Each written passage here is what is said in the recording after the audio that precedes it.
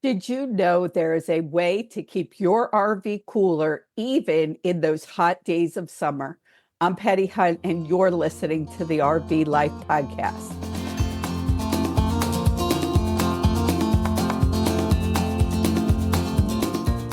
How much can your invention improve cooling performance of someone's RV air conditioner, Don? Typically 40 to 60% improvement in cooling efficiency. 40 to 60%. And I cannot wait to dive in and find out all about cooling our RVs. I've spent a lot of time in those hot places, and this would have been a great device, a great invention for me.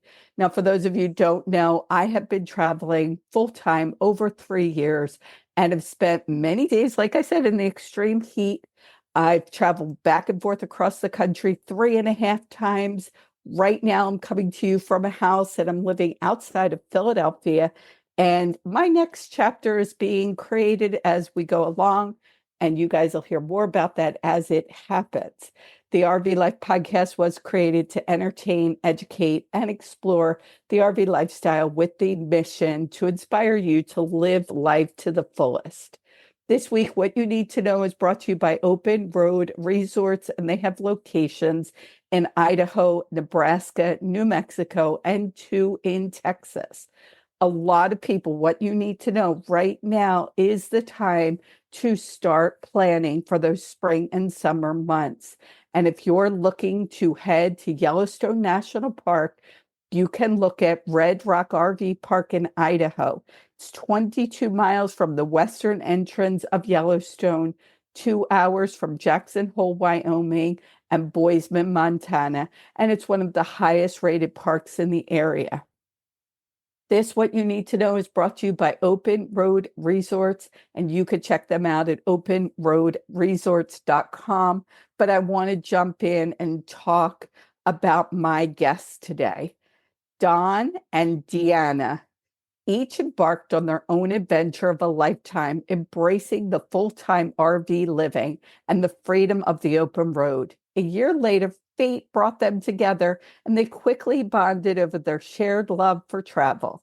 But an unexpected accident would soon change their journey and the RV industry forever. Welcome to the show, Don and Deanna.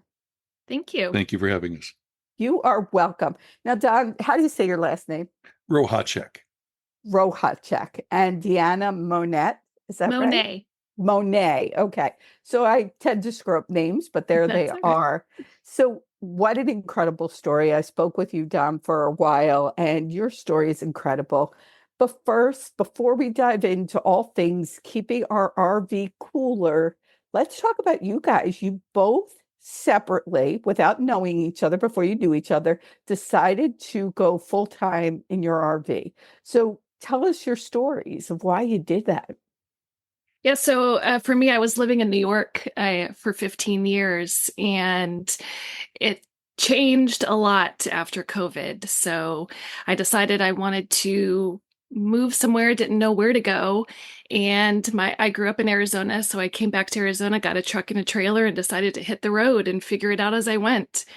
So what background, but before what? Yeah. So now I'm curious, did you have any background in the RV life? I grew up with my family camping, and we Okay. had various RVs. We had a Class C at one time. We had a truck, camper van.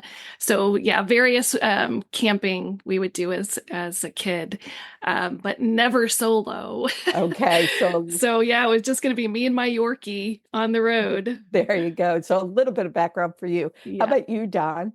So I'm from Alaska, so being in the outdoors is normal, and doing things that are kind of out there to a lot of people is normal for those of us from Alaska. I was in Denver. I'd moved to Denver in 2015, and I got sick when I got there. Couldn't figure out what was going on. After about 8 months, my doctors came back and said, you have a massive birth defect in your heart, and you need open heart surgery immediately. I ended up having a total of 7 heart procedures, 2 of them open hearts. A couple of strokes, and a whole lot of just really bad things over a period of several years there in Denver. And my doctors and my kids both came to me and said, you have to get out of the altitude. and I couldn't figure out where I could move that could fit what my heart was dealing with and what I wanted for myself. And then one day it dawned on me, well, I don't actually have to move anywhere. I can sell the house, buy an RV, and hit the road. And when I get there, I'll know, and I'll stop when I get there. And that was almost 4 years ago. Wow, what a cool story. And a lot that had happened that led you to where you are now, which brings us forward. I said in the introduction, in the edification, that an accident actually led you to where you created what's called Kool RV. So let's talk about, so the two of you meet. Let's backtrack a little bit. Let's Sure. not miss out on how did the two of you meet. Let's talk about that first. So my son was living in Phoenix, Arizona, and it was getting to winter, and I decided I was going to winter in Phoenix. I've got a lot of friends here, and so I'd get to spend a lot of time with my son and my friends. And the week before I got here, my son called to inform me that he had his work had transferred him to Kansas City, and he wasn't going to be here anymore. And so I do a lot, we do a lot of boondocking. At the time I was out boondocking in the middle of the desert and I was a little bit bored and thought, well, maybe I should get on a dating app and just meet some people so I can have, do something during the winter. And so I hopped on a dating app. In the meantime, And so I kept prolonging my trip because that winter was so cold. And I had a friend who had met someone on Facebook dating. So I thought, well, while I'm waiting around, might as well to meet some people. And that's how we ended up meeting. Wow. And you said you were living, if I remember it right, Don, in a 40-foot Class A. I had a fifth wheel. A Yeah. fifth 45. wheel. Oh, it was Fifth wheel. Yeah.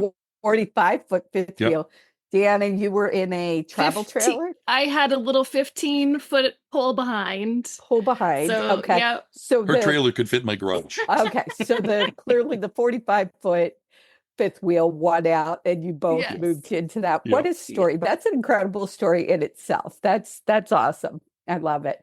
So now you're traveling around together. And I didn't ask before this, so we'll have to have my editor edit it out if I'm not allowed to share. But I understand you're getting married next in the next couple months. We are. Okay. Yeah. So I We don't actually- have to have it edited. No. Yeah. We actually got engaged at Arches National Park. Oh, that's amazing. Yeah. And you're going to be married in The end of Alaska. in the It's end of July. July in the Alaska. end of July. Okay, I was Yeah. close. Yeah. Very close. Okay. Well, that's Been amazing. married on a mountaintop in Alaska. I'm married on a mountaintop. That sounds, you will have to send us pictures.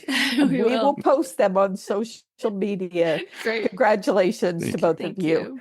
Okay, so now you're traveling around, great story, and you have an accident. But before Yeah. we get to that accident and which led to figuring out how to cool off RVs, I want to talk about my sponsor.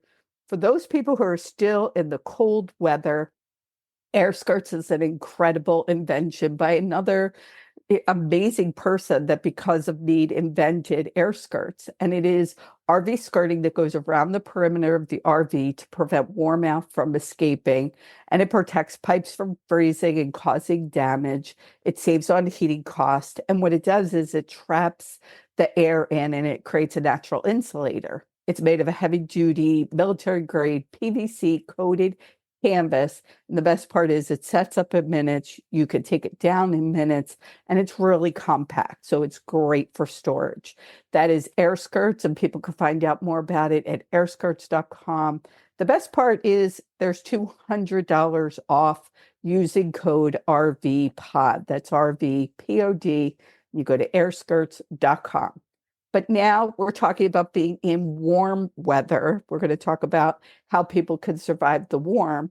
But this all happened literally from an accident. So I want you guys to tell that story. Well, so I'm that guy. I'm the guy from all the YouTube videos that runs his RV into a low overhang. But to back yeah. up for 1 second, I have my own business. So, and I rely on Wi-Fi. So we were camping at a place in Montana and there was no Wi-Fi and I was getting a little stressed out. And so I said, we have to find a place that has Wi-Fi. So we moved and we each put in this campground in our apps. he had one map, I had a different map, and it led us to the same place. And it said there's an overpass, but don't worry, big rigs can fit through that overpass. And we pulled up to it, and I'm looking at it thinking, boy, that looks too low. But we're both looking at both of our separate apps that both say, reviews from people saying, nope, you can get to this campground that way with the big rig. And so I started inching forward and crunch. And so, fortunately we weren't driving at speed. I was inching forward, but it crunched our front air conditioner, and that was the end of that one.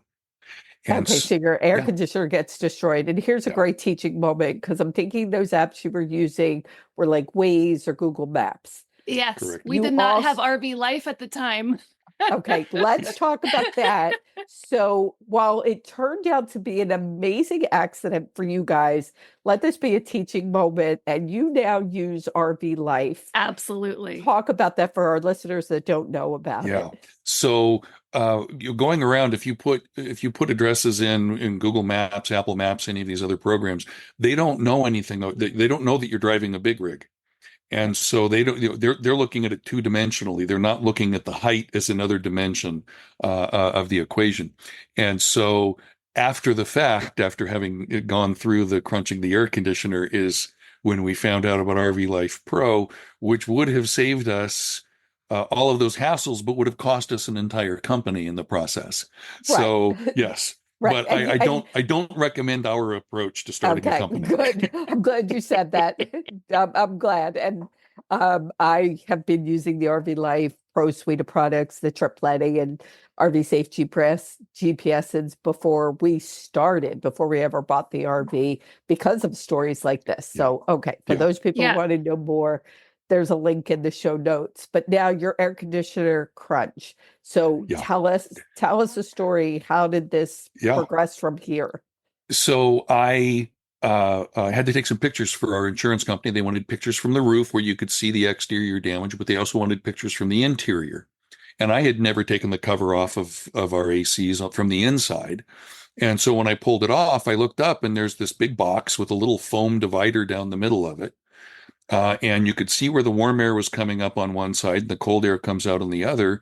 And the duct openings were on the sides of this box. They weren't attached.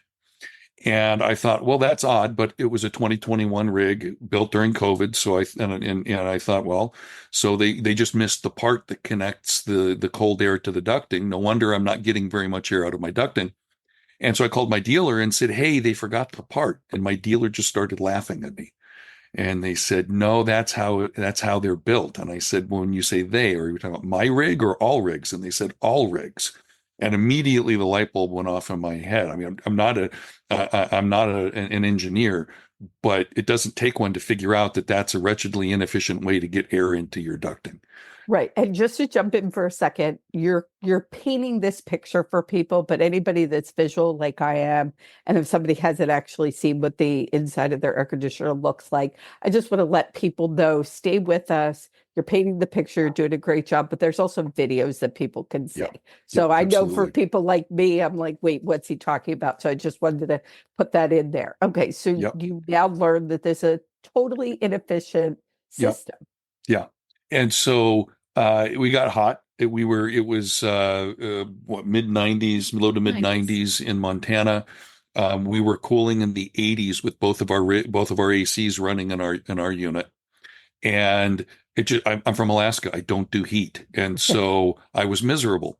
And so I started thinking through how to attach the two. And I literally grabbed some cardboard, some duct tape, and some HVAC ducting, and made an Alaska redneck version of the AC Connect, made two of them. I popped them in. The temperature dropped to 75 degrees and the air conditioners turned off because they reached the temperature I'd set them to. Wow. And I looked at Deanna and I said, hey, honey, I think I'm onto something here. Now you have no engineering background. I mean, I read some things about you. Your background's in economics and the Yep, yep. finance. No, but it was pretty logical for you. Okay.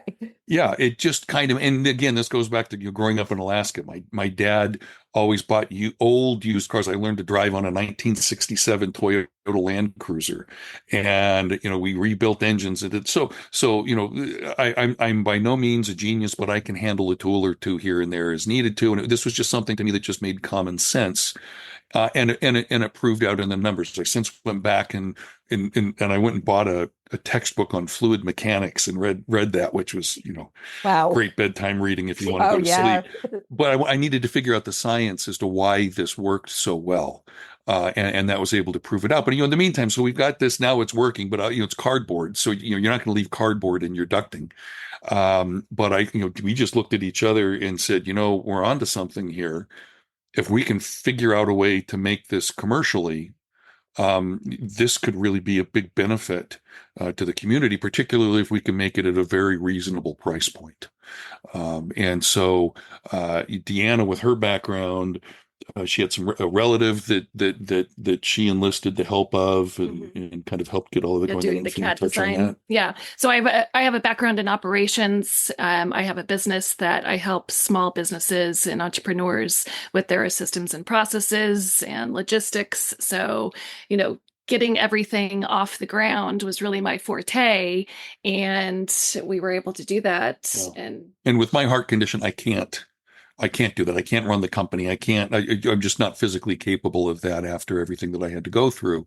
And so, if I'd been on the road by myself, I would have continued on with cardboard and duct tape for quite some time at that point.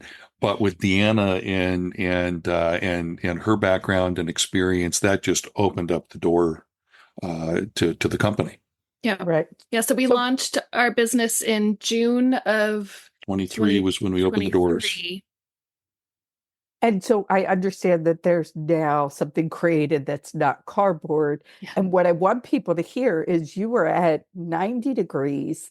The RV was sitting at cooling at 80, air conditioner running nonstop. And with this, cardboard prototype, let's call it, you got it down to 75 degrees, which in 90-degree weather, 75 is way more bearable. And you did that with this cardboard duct tape. Duct tape really is great, isn't it? And so now these are being sort of mass produced, right? Correct. And that, again, I have no background in that. And Deanna, had some connections and utilized those. And she had a relative that did CAD design, and then they were able to take that to another person that was able to convert that into a manufacturing design. And then those were able to be taken out to commercial shops to see what they could do to manufacture those for us. And so our initial products were actually made by commercial 3D printers, which allowed us to take those parts and to, customers would give feedback. They'd send emails, phone calls, whatever, to give feedback. And so then the designers were able to take that feedback and redesign those parts into what exists today. In terms of putting it out there. So there was you're going through the processes of how do you actually make it, and where do you get it from? Where do you get the different parts from?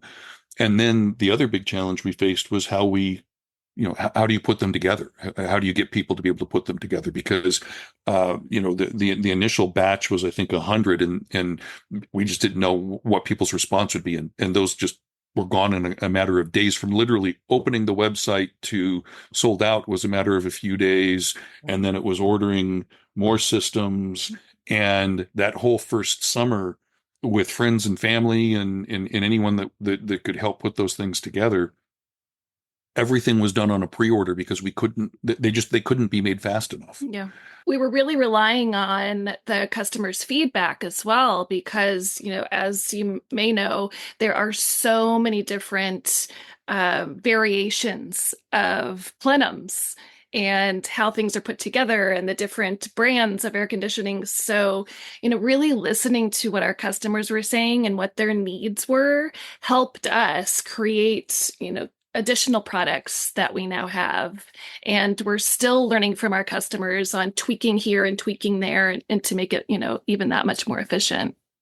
And I want to talk about more of the benefits of having this. Now, what do you call it? Is it called Kool RV, right? It's It's technically called the AC Connect, the but everybody AC just Connect. calls it Kool RV. It's because it's a cool name. It really is a Right. great name.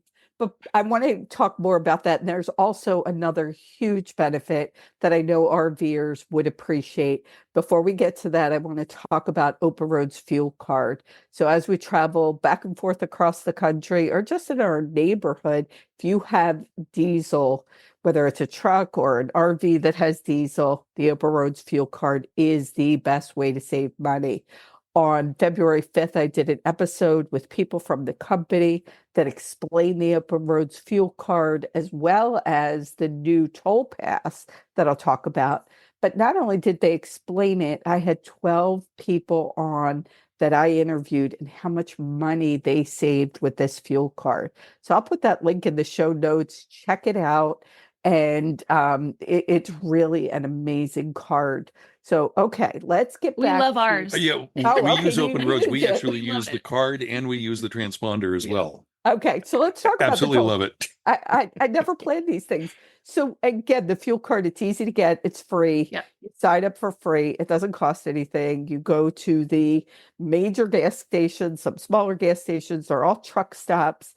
And there's an app that shows you where they're Mhm. located and you save money.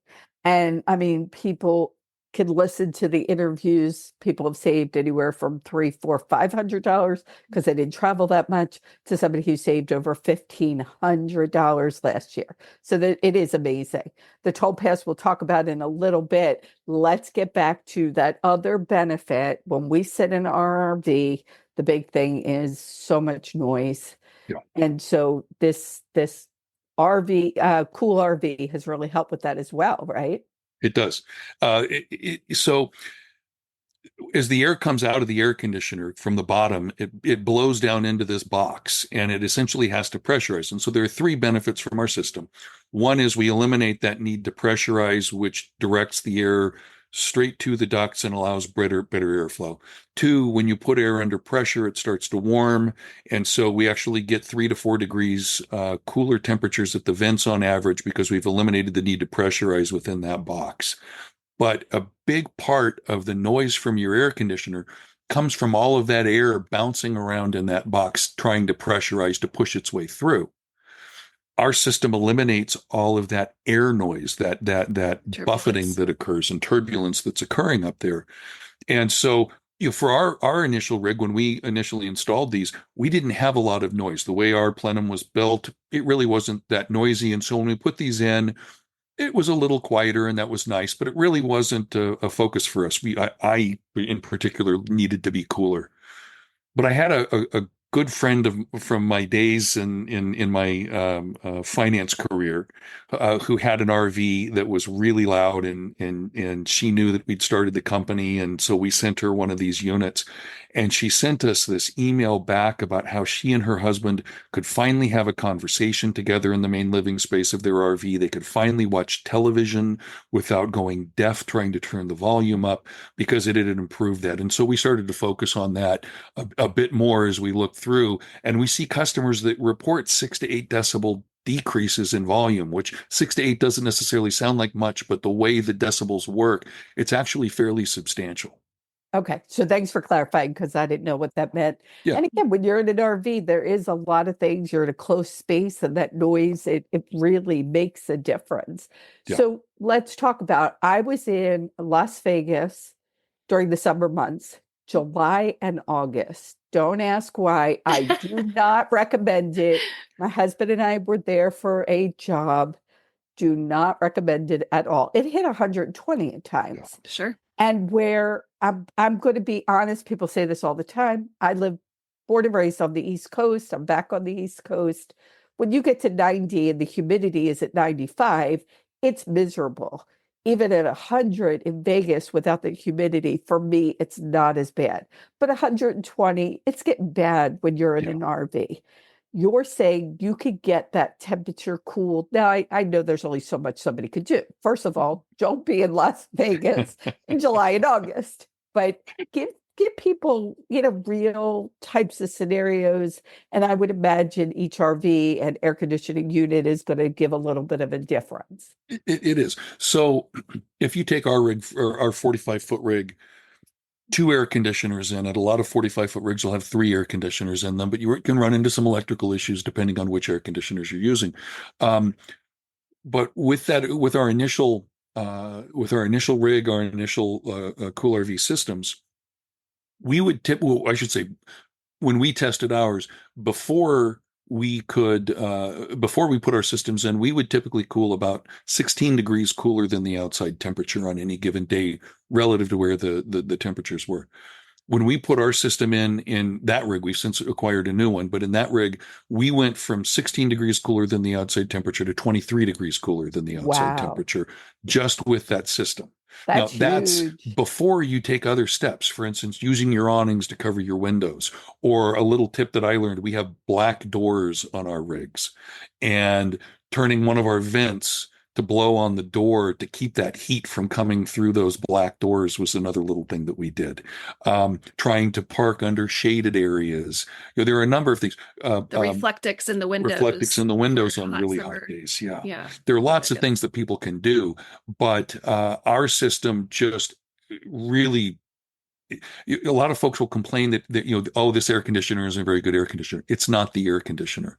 It's the lack of a connection between the air conditioner and their ducting. Now, for folks that don't have ducting, we don't have a solution for them. This is specifically for ducted systems, but there's that pressurization chamber, which it comes from the commercial and residential space. It's typically used if you have 8, 10, 12 ducts running around your house coming off of your furnace and your air conditioner. You want to get equal airflow through your home. And so it makes sense to have a plenum that the air blows into, pressurizes, and then pushes out from there. But in an RV with ducts, there's only 2 ducts. You don't need that pressurization. And that's the part that our system overcomes. Okay. So now, for those people who are visual, and some of this isn't making sense from a visual standpoint, there are videos, so stay with us. Are there certain air conditioner units that this works for? You said they have to have ducts. Are there certain brands, certain air conditioners? Let's talk a little bit about that. So we cover all the major brands. So Coleman, Dometic, GE, Furion.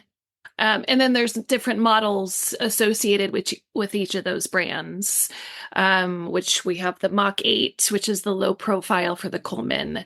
We have the Coleman series, which is the 1, 5, 10, 15Q, the Dometic Brisk and FreshJet, NXT. We have the Penguin, which is a low profile. So there, as you can see, there's a variety of air conditioning models. There's also some new ones on the market that we don't have quite yet, but as the demand increases for those, then we work with the manufacturer to create something. And as we're talking, I'm sure people are saying, hey, I need to check this out. Yes. So I'm going to direct people to your website, Kool RV, and that's KOOLRV.com. Just so people could check out videos and check out which types of air conditioners. Let's talk a little bit about the installation. Is it a DIY, or does it have to be up? You're shaking your head. Okay, let's talk about that. Even he can do it. Even he can do it. Wow. So when I was designing my cardboard version, I needed something that was easy to install, and wouldn't take a lot of time. And so when Deanna and team, they were working on how do we build this out on a commercialized basis, one of my things that I insisted on was, look, this has to be completely simple. The Coleman base pan, the bottom of the air conditioner, is actually designed so that it's a snap fit.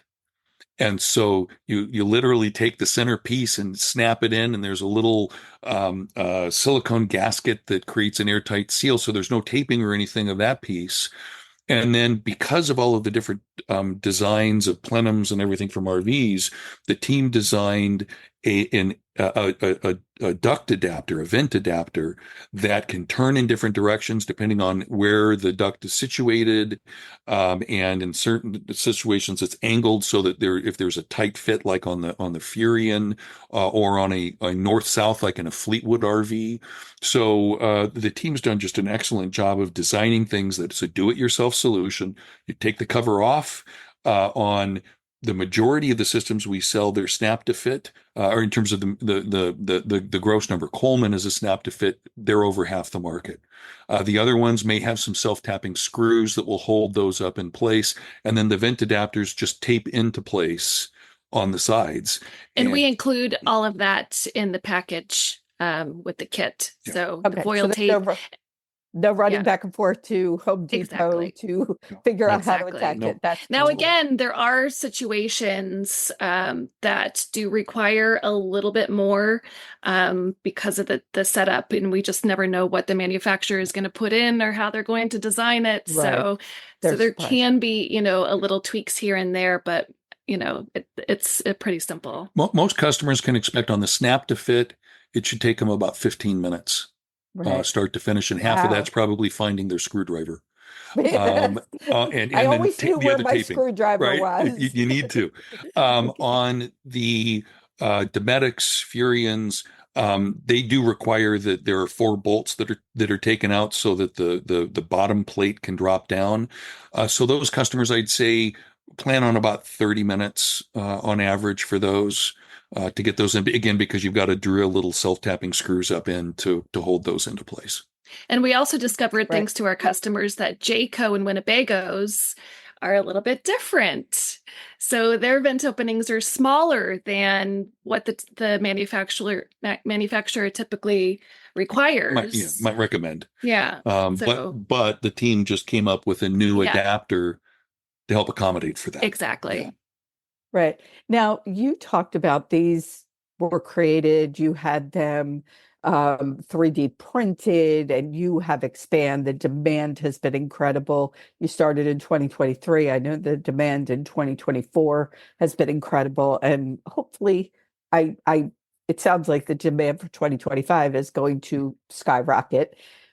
You have a unique way of having these produced. Can you talk about that? Is that something you can talk about? Okay. Yeah. So one, we moved from 3D printing once we got things squared away with our designs and everything. Then the team moved to injection molding, and they were able to use the same manufacturers. And so now all of those parts, we have a handful of parts that are low usage parts that are still 3D printed, but again, done commercially. But there was no way to keep up with the demand and the staffing and everything else that Deanna would have needed to get the systems made. And with my heart condition, I'm disabled. I physically can't meet the demands needed. And so as the team was looking around for manufacturing partners, I happened to stumble across a company in Tucson, and it's a company called the Beacon Group. Very special company.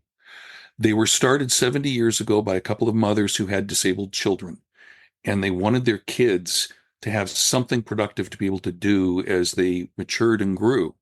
And so again, it just, they were going door to door to businesses, and is there anything our children can do to help here? Our adult children can do to help and work. And over the last 70 years, they've evolved that from a couple of mothers and their children to a company that now employs over 2,200 disabled people in the state of Arizona.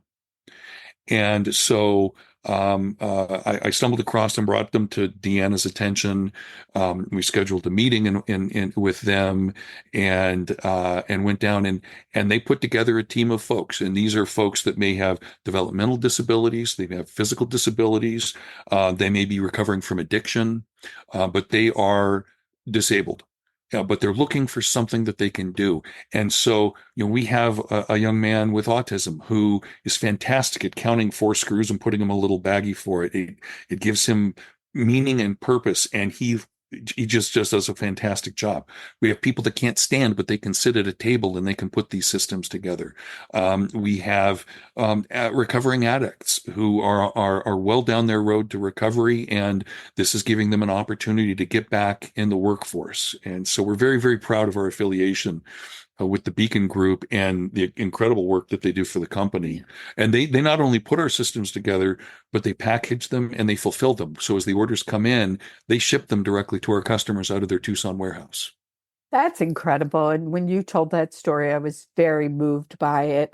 I was a teacher for 20 years and worked a lot with different types of disabilities. And to have something that, like you said, gives purpose and meaning, it's just so touching. That's amazing. And you said there are other areas around the country that you're looking at the Beacon Group. So you'll be shipping, fulfilling, having them put together and then fulfilled from different areas. There are other companies similar. So the Beacon Group is just here in Arizona, Okay. but there are other companies that are out there helping people with disabilities of varying levels and varying abilities that those organizations have. But there are some other organizations that will be, as we grow as a company, that again, with my disability, it's a passion for me to support those folks, regardless of cost or anything else that we may have to deal with. And it's just been a wonderful experience for us, and I'm certain it'll continue to be able to do that, to support people like me. That's just incredible. Again, I'm going to lead people to koolrv.com, KOOLRV.com. They can find out all about it. Just as people are traveling, we're thinking about this summer. I am planning on going to an event in Lebanon, Tennessee. Last year I was there in June and it was hot. Now I was in an air-conditioned hotel room for when I went home to bed, but it was hot there. So this would have been very helpful for people. It is the Music City Motorhome Expo. It's May 31st to June 4th. And this gives people the opportunity to be the first to see the 2026 model year coaches from all the major manufacturers. The attendance is kept very small, so you could test drive as much as you want, and you could talk to the manufacturers, the product developers, engineers. There will be seminars. They give you 3 meals a day and incredible entertainment. And like I said, last year, it was great, but it was hot. And it was just the beginning of June in Tennessee. It was really hot. I guess maybe it gets hot there that time of year. I don't know. So I highly recommend that event, and people could check that out at Music City Motorhome Expo. Now, do you guys go around to, I know you were in Hershey last year, and you were sponsors of the RV Life, the Hershey RV Life after party, and we appreciate that. So you were there in Hershey. Did you actually have a booth? We did. Okay. Yep. So will you be back in Hershey this year? Yes, we definitely plan on it. We loved that show. It was great.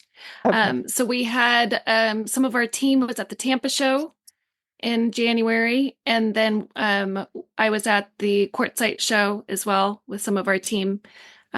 So yeah, we try to do the bigger ones around the States.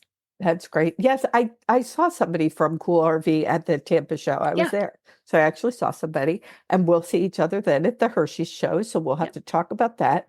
For those listeners, I know it's only February, so you might not be thinking about the Hershey RV show in September, but as you're making plans, it is a great event. And RV Life 4th year will be doing the Hershey after party, and that sells out very quickly. So listeners, stay tuned for that. And people that are going to be in Hershey can come. Now, will you guys be at the show, or you take a team of people? Will they get to meet you?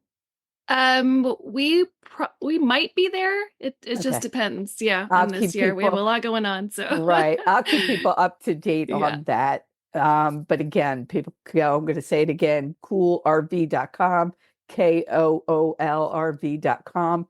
It's now time for the question of the week. And what I'm going to do is ask you guys this question. You could think of your own answers, and then I'll give you a few minutes while I talk about that innovative toll solution we were talking about earlier. The question for you guys is, what is on your bucket list? So a place, an experience, person to meet that you either have done and people should put on their bucket list, or you're looking forward to putting on your bucket list? And I'm going to give you a minute while I talk about innovative toll solutions. And this is that toll pass that both of you said you use. It covers all 48 states, costs $24 a year. It covers all 48 states, one toll transponder. If there should be any problem, you get a fine. It didn't work. You didn't have it in your window that day. Innovative Toll Solutions, the people there will take care of any issue you have. They will resolve it for you. You just contact them. I highly recommend this toll pass, and people could go to the link in the show notes to find out all about that. Okay, you guys, you didn't really have to think much. There weren't much faces. Okay, Deanna is ready. Go ahead. So we've actually covered quite a few things on our bucket list. And this last year, we hit all 50 states. Wow. So that was a huge accomplishment for us. Now, we didn't necessarily do them all together or in the RV, but we finished our last 50 states together in the RV, which was Mississippi was our last. Mississippi, yeah. Our last. Wow. Excuse me. So That's so cool. yeah. And then we did go to Hawaii, but not in the RV. Yeah. Right. It still counts. So I had something we did this last year that's been on my bucket list forever, which is a place called Brooks Falls in Katmai National Park in Alaska. Grew up in Alaska, grew up fishing, grew up on my folks had a boat out of Whittier out on Prince William Sound, did all of that. But Brooks Falls is where all the grizzly bears in Katmai National Park congregate to catch salmon as they're jumping up and leaping through the falls. Right. And I've always wanted to do that. And Deanna had never been to Alaska. We went up there. We spent the summer up there. We drove the RV. Okay. Or the old one. We don't recommend driving a 45-footer. We had to buy a new RV in Hershey because our old one got totaled. So Wow. Oh Yeah. no. Okay, so Yeah. Hershey is a good place to buy an Hershey's a good RV. place to buy an RV. And the lesson here is don't travel to Alaska. And let Don drive. Okay, there you go. And let you. Okay. Yeah, take something smaller. Okay. But we took a float plane out of Homer, Alaska, flew over, landed on a lake there by Brooks Falls, and went in and got to just sit there and watch. There are literally hundreds of grizzlies all around you. Probably not a great idea for a guy with a heart issue, but they have no interest in you. We were taking pictures of a whole bunch of grizzlies that were right in front of us in the water, and I heard a noise behind me, and I looked over my shoulder, and there was a grizzly walking right behind us, Wow. just completely ignoring us. So from a bucket list perspective, that was something that's been on my list for a long, long time, and it was absolutely incredible. That sounds amazing. Alaska is one of those places on my list, as well as Hawaii, very much on my list of places to go, but that sounds incredible. I'm not sure that I'm feeling the whole idea of having grizzlies all around me. I'm not sure about that one. But you have to get out of your comfort zone. That might be a little too far out. I'll have to think about that one. And for our listeners, anybody who's done something like this, gone to Alaska, been there with the grizzlies, let us know. We're always looking for comments and questions. You can put it in the review section of the podcast or social media, RV Life Podcast. Do you guys have social media channels? We do. We're on Facebook and Instagram are the two big ones. At Kool RV. Yes. Kool RV. Okay, great. And I'm also on Instagram and Facebook at RV Life Podcast. We are not done yet. I'm going to talk about the campground of the week. I did want to I hope people were okay. I am so congested, but I knew I had to have you guys on. Like, I did not want to wait. We have had this scheduled. I want people to be prepared this summer to cool off their RV. And if people are looking to go to Florida, I don't recommend that in the middle of the summer, but certainly if they're there in the summer, they have a way to stay cooler. The feature campground is brought to you by RV Life, and it is Live Oak Landing in Freeport, Florida. And this is actually on the panhandle of Florida. I heard they got snow. While I was in Tampa in January, they had snow. It's right near Destin, Florida. It is a beautiful area. It's right on the Gulf. They do have full hookups. They have pull-in sites. They are dog friendly. You could do cabin and campground rentals. They have a solid 8.8 rating on the RV Life Campgrounds website with 92 reviews. And it is so easy to book. All you have to do is go to campgrounds.rvlife.com and search for Live Oak Landing. And once you get there, you could see a ton of photos. Like I said, this place is beautiful. They have all the tips, all the amenities about this property, as well as what's in the area.